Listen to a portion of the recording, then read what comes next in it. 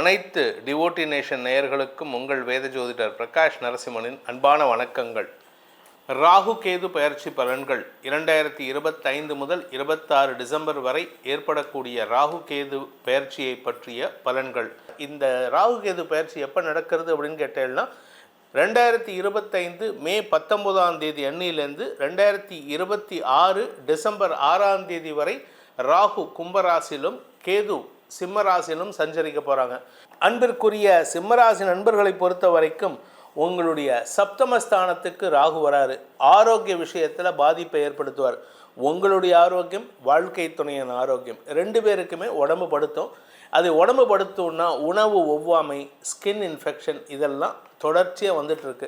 உங்களை பொறுத்த வரைக்கும் இப்போ கெடுக்க போகிறது யாருன்னு கேட்டால் உங்கள் கணவன் இல்லை உங்கள் மனைவி. இவங்களுடைய ஆரோக்கிய விஷயத்துலையும் சரி, உங்கள் ஆரோக்கிய விஷயத்துலையும் சரி, நீங்களே கெடுத்துக்கிட்டால் தான் உண்டு. வெளியால் யாரும் உங்களுக்கு கெடுதலே பண்ண மாட்டாங்க.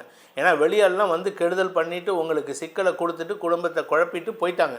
அவங்க தள்ளி விலகி நிற்கிறாங்க. இப்போ அவங்கள வந்து எந்த பிரச்சனைக்கும் உள்ளே இழுக்காதீங்க. நீங்களே கடந்த காலத்தில் செய்த தவறுகளுடைய தாக்கம் இப்பொழுது இருக்கும். கடந்த காலத்தில் எங்கேயாவது போயிட்டு ஏதாவது சாப்பிட்டு வந்திருப்பீங்க, இல்லை கடந்த காலத்தில் எதையாவது தப்பான பழக்கத்தை ஏற்படுத்தியிருப்பீங்க, இல்லை கடந்த காலத்தில் நண்பர்கள் யாராவது ஏற்படுத்தின பழக்கம் உங்கள்கிட்ட இப்போ இருக்கும்.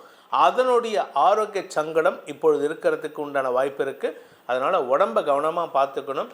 யூரினரி இன்ஃபெக்ஷன், மலச்சிக்கல் போன்ற விஷயங்கள், மர்மஸ்தானங்களில் இன்ஃபெக்ஷன் வர்றது இதெல்லாம் நடக்கிறதுக்கு வாய்ப்பு இருக்குது. அதே மாதிரி நீங்கள் வந்து அடுத்தவங்களுடைய ட்ரெஸ்ஸை பயன்படுத்தக்கூடிய நபராக இருந்தால் உங்களுக்கு ஆரோக்கிய கேடு வரத்துக்கு வாய்ப்பு இருக்குது.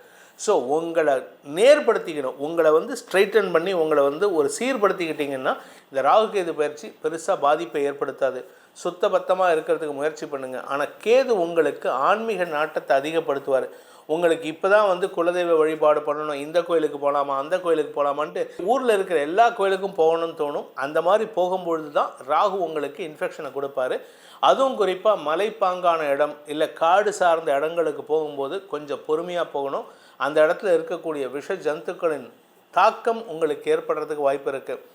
யானை, பூனை, நரி, எலி இந்த மாதிரி எந்த மிருகமாக இருந்தாலும் சரி, காட்டில் இருக்கிற மிருகமாக இருந்தாலும் சரி, வீட்டில் இருக்கிற மிருகமாக இருந்தாலும் சரி, உங்களுக்கு ஆரோக்கிய பாதிப்பை ஏற்படுத்துறதுக்கு உண்டான வாய்ப்பு இருக்குது.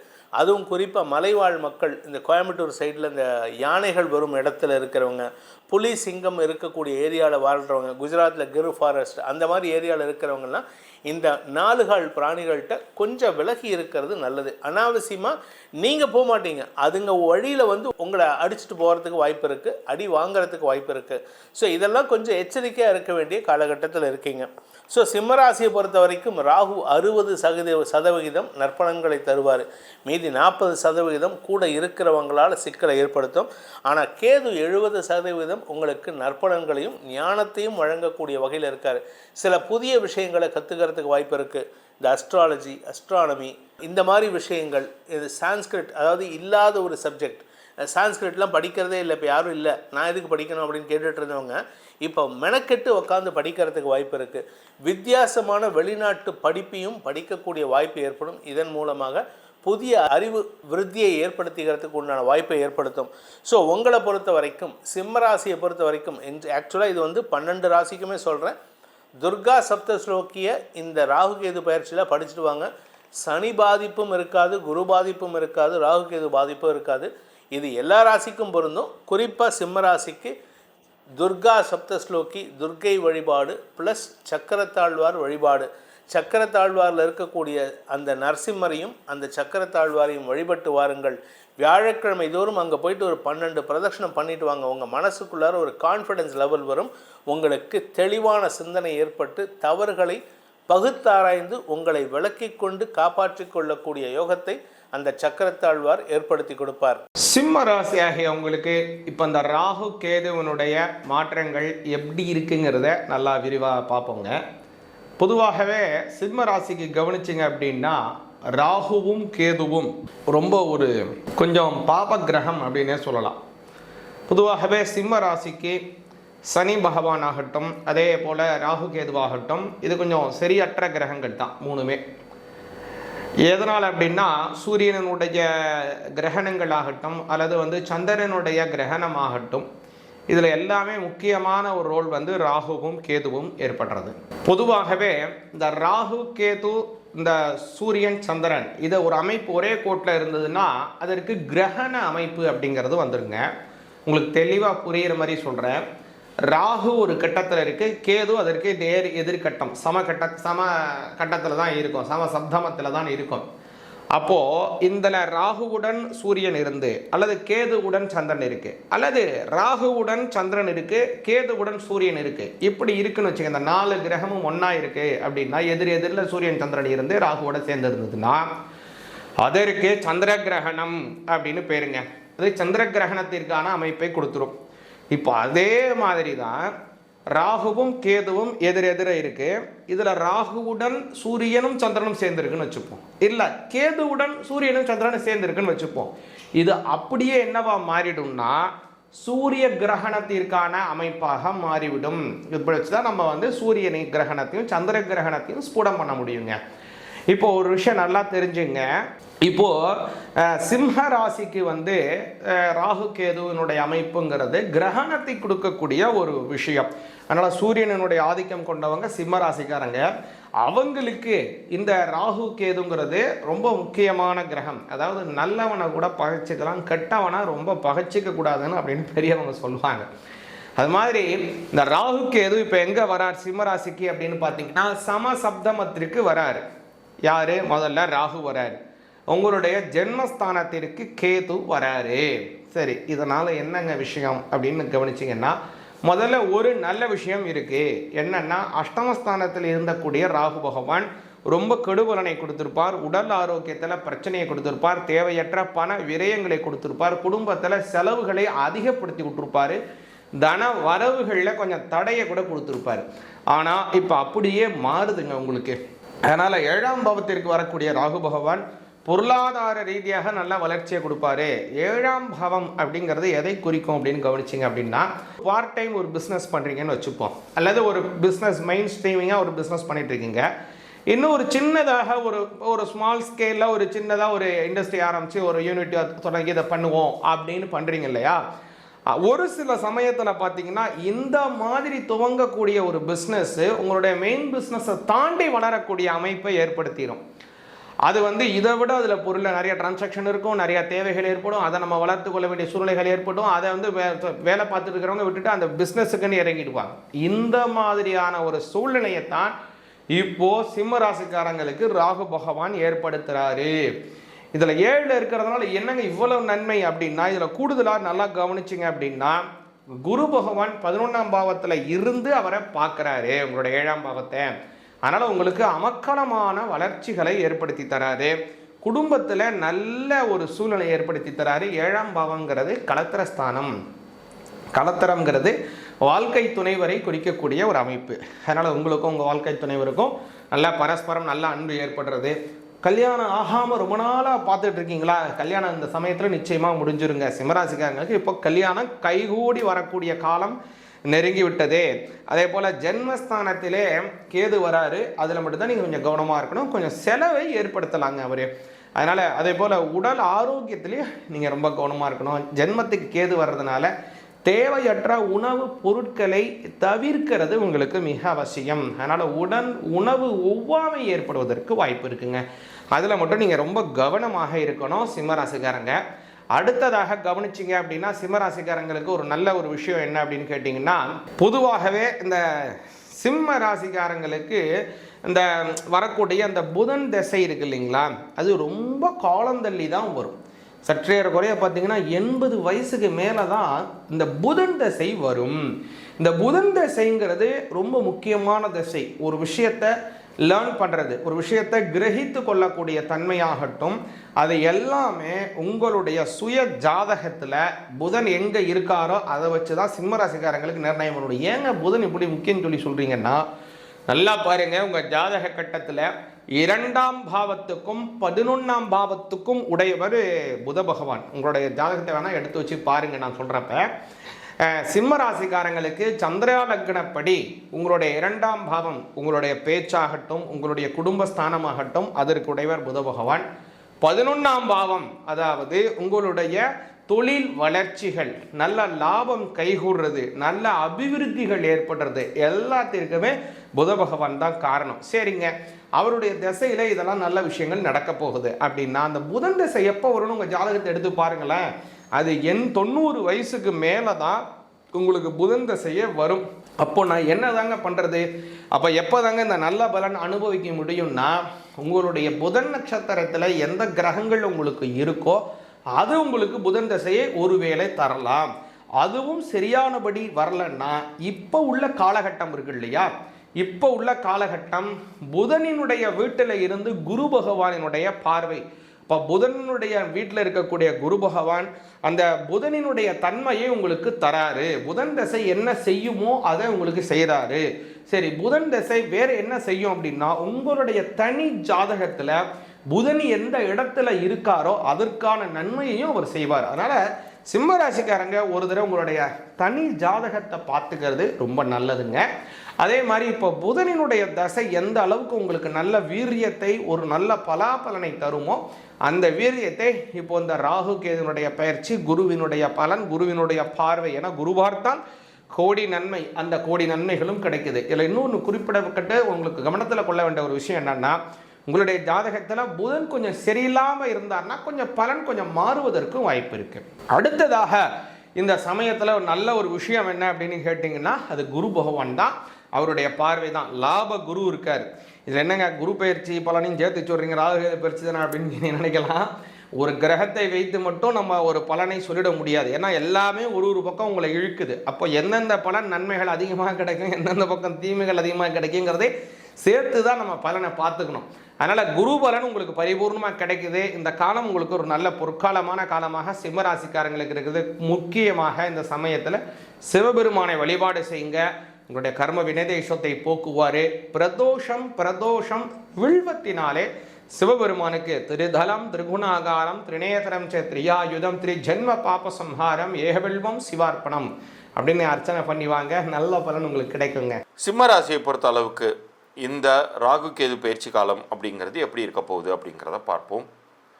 நிகழக்கூடிய இந்த பயிற்சி அப்படிங்கிறது உங்களுடைய ராசிக்கு 7ஆம் வீட்டிற்கு ராகுவும் 1ஆம் வீட்டிற்கு கேதுவும் நகர்றார். ஏன்னா கேது அவர் ஏற்கனவே கன்னியில் இருந்து டைரெக்டாக உங்களுடைய ராசிக்குள்ளாரையே பிரவேசம் பண்ணுறாரு. இன்னொரு பக்கம் ராகு மீனத்திலிருந்து கும்பத்துக்கு 7ஆம் வீடாக, உங்களுக்கு 7ஆம் வீடாக அவர் நகர்றார். ஸோ இது கொஞ்சம் ரொம்ப ஜாக்கிரதையாக இருக்க வேண்டிய காலகட்டம் தான். அதுக்காக பயப்படாதீங்க. குரு உங்களுக்கு 11ஆம் வீட்டில் லாபஸ்தானத்துக்குள்ளார 3 நாட்களுக்கு முன்னாடியே அடி எடுத்து வச்சிடுறார். மே 15 அவர் ஒரு பேலன்ஸ் பண்ணுறதுக்காக, உங்களுடைய லைஃப்பில் பிரச்சனைகளை கம்மி பண்ணுவதற்காக அவர் 11ஆம் வீட்டுக்கு லாபஸ்தானத்துக்கு வந்துடுறார் குரு.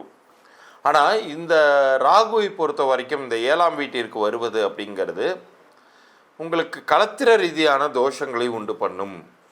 இப்போ யாராச்சும் வீட்டில் அலையன்ஸ் தேடிட்டு இருக்கீங்கன்னா அது நிச்சயம் தள்ளி போகும், அல்லது முடிகிற மாதிரி இருந்து கடைசி நிமிஷத்தில் ஏதாச்சும் ஒரு சிக்கல்களை உண்டு பண்ணும். அதனால் ஒரு முறைக்கு பல முறை கலந்தாலோசித்து நீங்கள் வரன் தேடுவது நல்லது. அல்லது திருமண முயற்சிகளில் இருக்கக்கூடிய வீட்டு பெரியவர்கள் இந்த கால சூழ்நிலையை புரிந்து கொண்டு அதற்கு தகுந்தாற் போல நடந்துக்கணும்.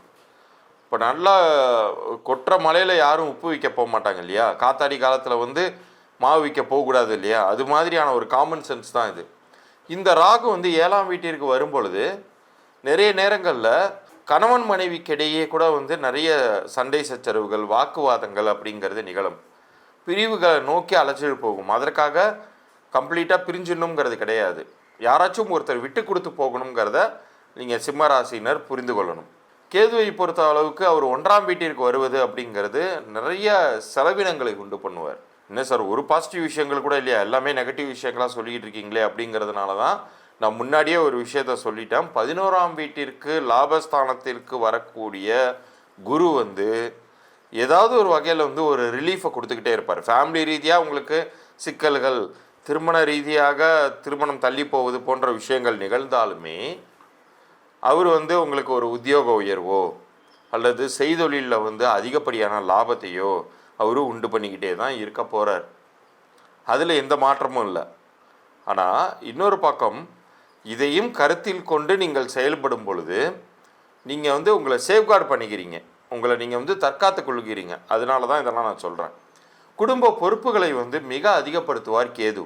ஸோ இந்த ஃபேமிலி ரெஸ்பான்சிபிலிட்டியை வந்து நீங்கள் சரிவர கையாண்டிங்கனாலே குடும்பத்தில் பெரிய அளவுக்கு சிக்கல்களை நீங்கள் தீர்த்துருவீங்க. வெளியிடங்களில் நிறையா ஜாப் ரீதியாகவோ பிஸ்னஸ் ரீதியாகவோ ஃபோக்கஸ்டாக இருங்க.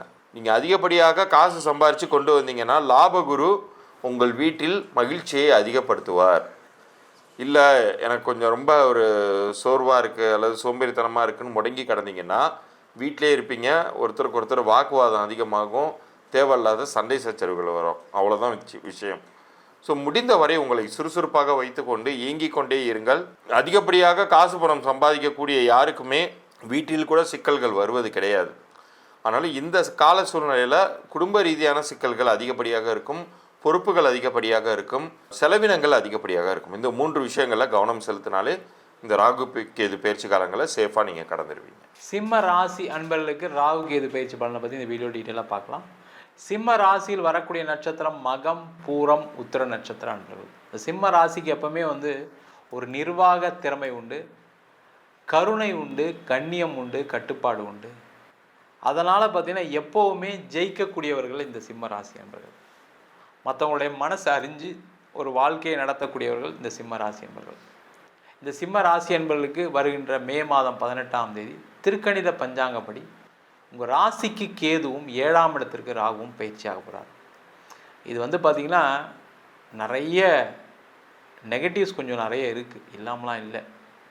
யதார்த்தத்தை புரிஞ்சுக்கணும், நம்ம ரொம்ப முக்கியம். அதுதான் எல்லாமே நடந்துடும், அப்படி ஆயிரும் இப்படி ஆயிரும் அப்படின்னு நம்ம எப்போவுமே சொல்கிறது கிடையாது. என்ன நடக்குமோ அதை பதிவு செய்யக்கூடிய ஒரு விஷயந்தான் இந்த ஜோதிட சாஸ்திரம். அப்போ இந்த ராசியில் கேது பகவான், இந்த ராசியில் கேது பகவான் வரும்போது என்னென்னா ஒரு நெருக்கடியான காலமாக தான் இருக்கும். ஆனால் என்ன ஒரு பெரிய சந்தோஷம் என்னென்னா உங்கள் ராசிக்கு 11ஆம் இடத்துல குரு வரப்போகிறார். அதனால் பெரிய பாதிப்புகள் கிடையாது. அதுக்காக எல்லாமே நடந்துருமா அப்படின்னு கேட்டால் கண்டிப்பாக கிடையாது. அதில் ஒரு நெருக்கடி இருக்கும், தடை இருக்கும், தாமதங்கள் இருக்கும். அதெல்லாம் தாண்டி தான் நீங்கள் ஒரு முன்னேற்றத்தை அடைய முடியும். அந்த ராசிக்கு கேது வந்தாவே என்ன ஆகும்னா ஒரு விரக்தி ஏற்படும். அந்த விரக்தி யாரால் இருக்கும் முதல்ல அப்படின்னா அம்மா அப்பாவால், கூட பிறந்தவங்களால், மனைவியால், கணவரால், குழந்தைகளால் இருக்கும். யாராவது தொல்லை கொடுக்க தான் செய்வாங்க. அதனால் பார்த்திங்கன்னா வேலையில் நிறைய பிரச்சனை வரும். அதனால் தொழிலில் ஒரு கவனம் செலுத்த முடியாத சூழ்நிலை வரும். இருந்தாலும் சாதிக்கக்கூடியவர்கள் இந்த சிம்ம ராசி சமாளிச்சிருவீங்க. பட் அந்த சமாளிக்கும் போது ஒரு விரக்தி வரும். அந்த விரக்தியை தெரிஞ்சுக்கங்க, ஒரு பிரச்சனையை புரிஞ்சுக்கங்க அப்படின்னு சொல்கிறதுக்காக தான் அந்த பதிவு. ஆனாலும் அந்த 7ஆம் இடத்தில் ராகு இருப்பது பல விஷயங்களுக்கு நல்லது பண்ணும். என்னென்ன விஷயம் அப்படின்னு பண்ணும்போது பார்த்திங்கன்னா ஒரு இடம் மாற்றத்துடன் வேலை மாற்றம் செய்வதற்கு சிறப்பு. அப்போது ட்ரான்ஸ்ஃபர் வாங்கிட்டு போனால் நல்லா இருக்குமா சார்? கண்டிப்பாக சூப்பராக இருக்கும். அதர் ஸ்டேட்டு போய் வேலை பார்க்கலாமா சார்? எனக்கு ஒரு ஆஃபர் வந்திருக்கு, தைரியமாக செய்யுங்க. அதர் கண்ட்ரிக்கு ஒரு சான்சஸ் வந்திருக்கு, அங்கே போனால் சம்பளம் கம்மியாக கொடுக்குறேன்னு சொன்னாங்க சார், அதனால் வேணான்னு வெயிட் பண்ணிக்கிட்டு இருக்கேன். கண்டிப்பாக போங்க, நல்ல வாய்ப்பு வரும். இல்லை அந்த கண்டிஷனுக்கு அங்கே வெதர் கண்டிஷன் சரியில்லைன்றக்கா நான் போகாமல் இருக்கேன், அது மாதிரி ஒதுக்காதீங்க, அதை எடுத்துக்கங்க, சிறப்பாக இருப்பீங்க. அப்போ வெளிநாடு வாய்ப்புகள் வரும், வெளியூர் போகிறதுக்கான வாய்ப்புகள் வரும். அந்த மாதிரி இருக்கும்போது உங்களுக்கு ப்ரமோஷன் கன்ஃபார்மாக வரும். நீங்கள் உள்ளூர்லேயே தேடினீங்கன்னா தான் பிரச்சனை. அதேமாதிரி வேலை தேடக்கூடிய நபர்களுக்கு முக்கியமாக சொல்கிறேன், நான் வச்சுக்கோங்க, கிடைச்ச வேலையை ஜாயின் பண்ணுங்கள். இந்த சிம்ம ராசி என்பவர்களுக்கு என்னென்னா சுய கௌரவம் ரொம்ப முக்கியமாக இருக்கும். ஏற்கனவே நான் ஒரு மேனேஜர் போஸ்ட்டில் இருந்தால் அதே மேனேஜர் போஸ்ட் தான் வேணும், சம்பளம் அதே கொடுத்து அசிஸ்டன்ட் மேனேஜர்னா கூட வேணான்னு சொல்லிடுவாங்க. அந்த மாதிரி இல்லாமல் முதல்ல எடுத்துக்கங்க. இல்லைன்னா அந்த வேலை இல்லைன்னு சொல்லி மன கஷ்டங்கள் அதிகமாகும், நெருக்கடிகள் அதிகமாகும், பொருளாதார பிரச்சனைகள் வந்துடும். ஏற்கனவே வேலை இல்லாமல் தான் சார் இருக்கேன், அதனால தான் நான் போகாமல் இருக்கேன் அப்படின்னா தயவுசெய்து கம்மியாக சம்பளம் கிடைக்குது, பொசிஷன் கம்மியாக இருக்குன்னா எடுத்துக்கங்க. ஏன்னா உங்கள் மேலே நம்பிக்கை வைங்க. நான் போனால் என்னால் அந்த ஆஃபீஸை சாதிக்க முடியும், அதை செஞ்சிட்டிங்க அப்படின்னா அங்கே போனால் உங்களுக்கு சாதனை ஆயிரும். அங்கே போனோன்னா உங்களுடைய குவாலிஃபிகேஷனை பார்த்து, உங்களுடைய பர்ஃபார்மன்ஸை பார்த்து நல்ல இன்க்ரிமெண்ட் கொடுப்பாங்க, பதவி உயர்வு கிடச்சிரும். இல்லை நீங்கள் போன நேரம் அங்கே இருக்கிறவங்க யாராவது ஒருத்தர் வேலையை விட்டு போக வேண்டிய சூழ்நிலை வரும். இல்லை அவங்க வேலை மாறி போக வேண்டிய சூழ்நிலை வரலாம். அதுக்கான வாய்ப்புகள் உண்டு. மிஸ் பண்ணாதீங்க. ஏன்னா அந்த கேது ராசியில் இருக்கும்போது என்னென்னா தேவையில்லாத ஒரு நெருக்கடி நீங்களாக ஏற்படுத்திப்பீங்க. உங்களுக்கு யாராவது கன்னி ராசி என்பது ஃப்ரெண்டு இருந்தால் கேட்டு பாருங்கள், இதெல்லாம் நடந்துச்சான்னு. கண்டிப்பாக நடந்திருக்கும் அவங்களுக்குலாம். இதனாலேயே நிறைய பேர் என்னென்னா வேலை வேண்டாம், அடுத்த மாதம் பார்த்துக்கலாம், வேற ஒரு வேலை கிடைக்கும் அப்படின்னு சொல்லியே 6 மாதம் 1 வருஷம் வேலை இல்லாதவங்க இருந்தவங்க நிறைய பேர் இருக்காங்க. அந்த மாதிரி இருக்காதீங்க. அது வந்து நிறைய பிரச்சனையை கொடுத்துரும். கவனமாக இருங்க. அதே போல் இந்த காலகட்டத்தில் இந்த 7ஆம் இடத்தில் கேது இருப்பது திருமண யோகத்தை கண்டிப்பாக தரும். அதில் டவுட்டே கிடையாது. கலப்பு திருமணம் நடக்குது, காதல் திருமணம் நடக்குதுன்னா கண்டிப்பாக நடக்கும். அதில் ஒன்றும் பயப்படாதீங்க. காதல் பண்ணுறீங்க, இந்த சிம்ம ராசி என்பவர்கள் எல்லாருமே காதலிக்கக்கூடியவர்கள். என்ன வெளியில் போய் ஃபோர்ஸாக சொல்ல மாட்டீங்க. இந்த சுய கௌரவம் உங்களை அப்படியே தடுத்துக்கிட்டு இருக்கும். நான் உங்களை காதலிக்கிறேன், அது ஆண்களாக இருந்தாலும் சரி பெண்களாக இருந்தாலும் சரி, அவங்க சொல்லட்டும் வெயிட் பண்ணதுனால சில பேர் காதல் தோல்வியாக போய் முடியும். இப்படி தான் நடக்கும். ஆனால் உண்மையிலே உங்களுக்கு காதல் வெற்றி அடையக்கூடிய ராசி. அதில் பயப்படாதீங்க. நீங்கள் போய் கொஞ்சம் சொல்லணும். அதெல்லாம் சொல்லக்கூடிய நேரம், அந்த காதல் திருமணத்தில் போய் சேரக்கூடிய நேரம். வீட்டில் சொல்லிட்டு பண்ணலாமா சார்? வீட்டில் சொன்னால் சில நேரத்தில் ஒத்துக்க மாட்டாங்க. ஏன்னா ராசியில் கேது இருக்கும்போது உங்களுக்கு ஏதாவது ஒரு பிரச்சனையை கொடுக்கணுமே. ஃபஸ்ட்டு வேணாம் தான் சொல்லுவாங்க. ஆனால் கடைசி அந்த குழப்பம் கூட, அந்த வேண்டாம்னு சொல்கிற கூட வார்த்தை கூட உங்களுக்கு சாதகமாக முடியும். கவலைப்படாமல் காதல் திருமணம் செய்யக்கூடியவர்கள் செய்யலாம். அதே போல் இந்த காலகட்டத்தில் நிறைய கடன் வருவதற்கான வாய்ப்பு உண்டு. ஏன்னா 11ஆம் இடத்துல குரு வரப்போகிறாரு. அவர் காசை கொடுத்துக்கிட்டே இருப்பார். நீங்கள் என்ன பண்ணுவீங்க?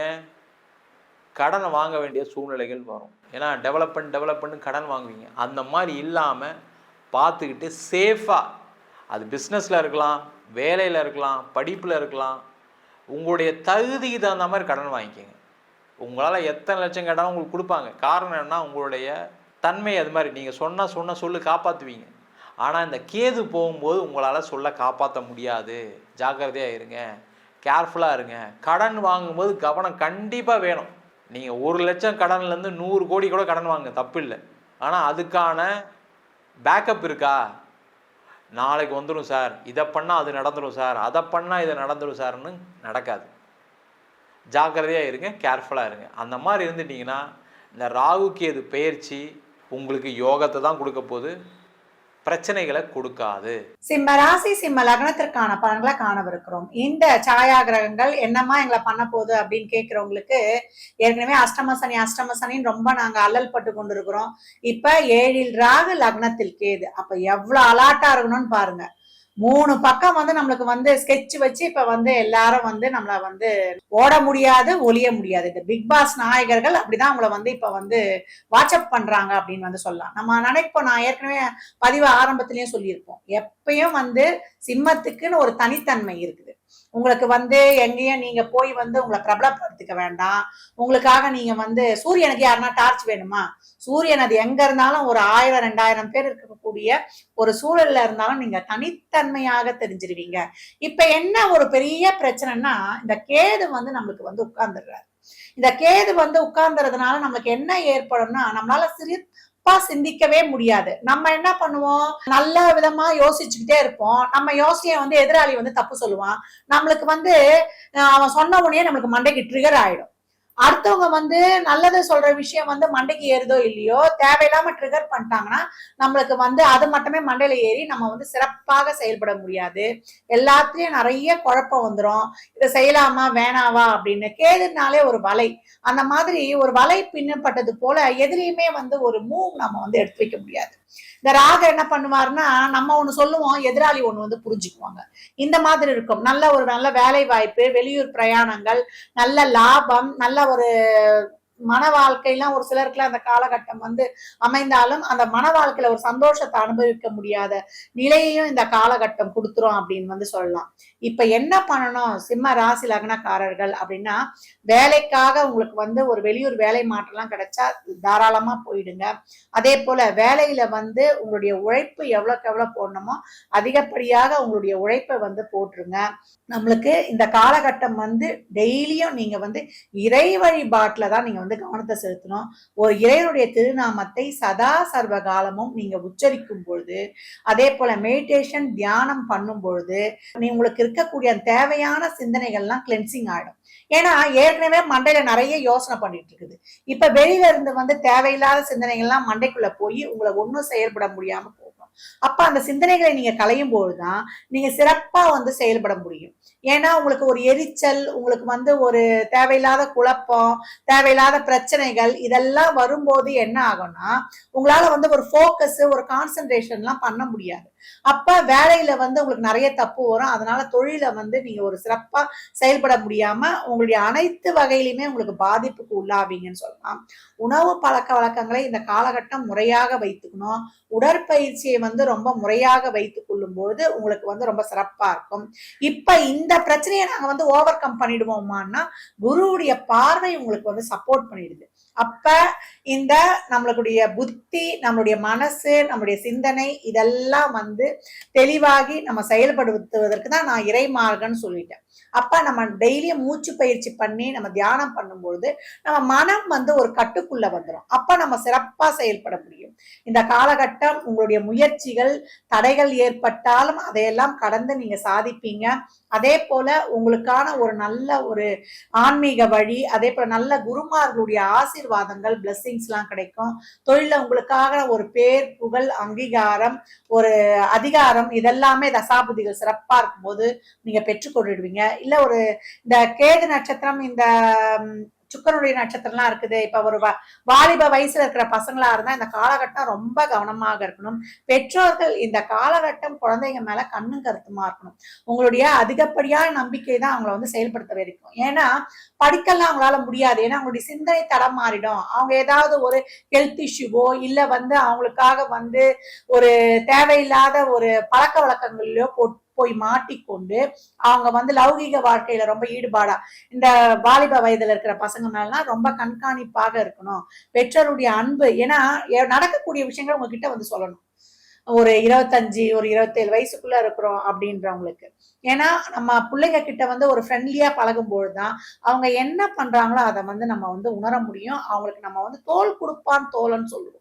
ஒரு குறிப்பிட்ட வயசுல வந்துருச்சுன்னா அவங்க கிட்ட பழகும் போதுதான் நம்ம பிள்ளைங்களுடைய எல்லாத்துலயும் நம்ம பங்கு கொள்ளும் போதுதான் நம்ம வந்து அந்த காலத்துல எல்லாம் பார்த்துருக்கிறீங்கல்ல, அப்புறம் அப்பாவை கண்டா பையன், அம்மாவை கண்டா பையன். நம்மளுடைய காலம் மலையேறி போச்சு. இப்ப நம்ம பிள்ளைங்களுக்கு பயப்படுற காலம் ஆயிடுச்சு. அப்ப நம்ம பிள்ளைங்க வழி தவறாம போறதுக்கு, ஏன்னா உலக சூழல்ல நம்ம கையில ஒரு கொல்லிக்கட்டையை வச்சிருக்கோம். எப்ப நம்மளுக்கு இந்த செல்போன் வந்ததோ நம்மளுக்கு அதுல வந்து நல்லதை தாண்டி கெட்ட விஷயங்கள் தான் நிறைய அப்சர்வ் பண்ற மாதிரி இருக்குது. அதனால நம்ம பிள்ளைகளையும் பாதுகாத்து கொள்ளணும், நம்மளையே நம்ம பாதுகாத்து கொள்ளணும். ஏன்னா சிம்மத்துக்கு வந்து இப்ப வரக்கூடிய பயிற்சிகள்லாம் ஒரு தசாபுதிலாம் சிறப்பு இல்லைன்னா அவங்க வாழ்க்கையே பாதிக்கக்கூடிய அளவுக்கு இருக்கு.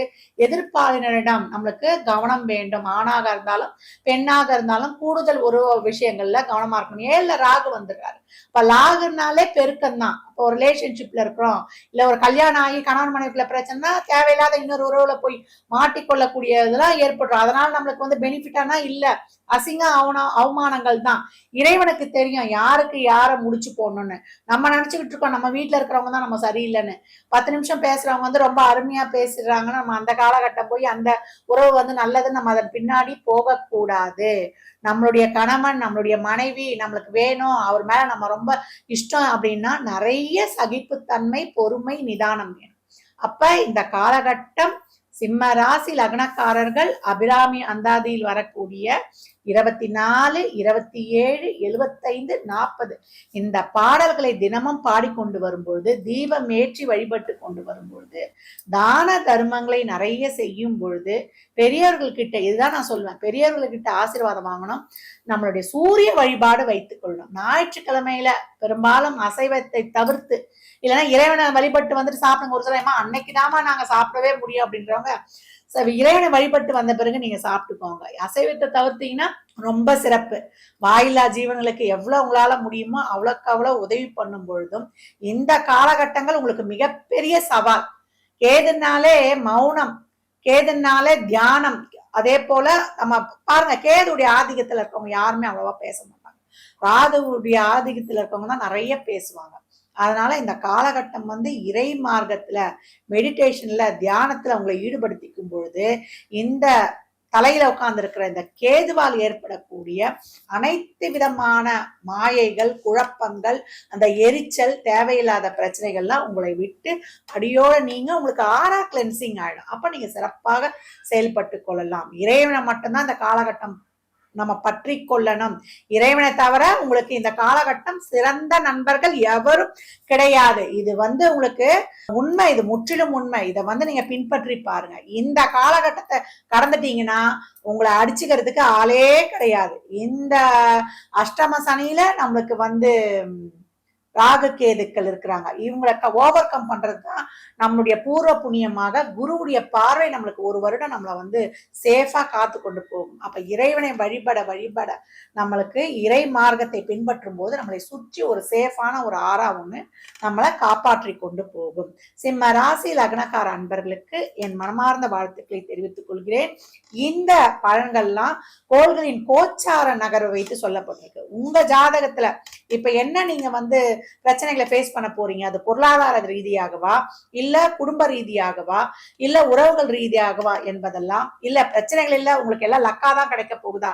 ஏன்னா இந்த 8ல இருக்கக்கூடிய சனி வெறும் பிரச்சனையை மட்டும் கொடுக்க மாட்டார். அவர் 6-7 கூடியவர். திடீர் அதிர்ஷ்டம், ஒரு வேலையில நல்லா ப்ரமோஷன், இதெல்லாமும் உண்டு. இதெல்லாம் உங்க தசாபுதிகளும் உங்களோட பேட்டரி பொசிஷனும் தான் நம்மளுக்கு இன்னும் சிறப்பான பலன்களை எடுத்துரைக்க உதவும் அப்படின்னு வந்து சொல்லலாம். இந்த காலகட்டம் நிறைய சித்தர் ஜீவ சமாதி வழிபாடு செய்து கொள்வது சிம்மத்துக்கு அருமையான பலன்களை அட்டகாசமாக பெற்று கொடுத்துரும்.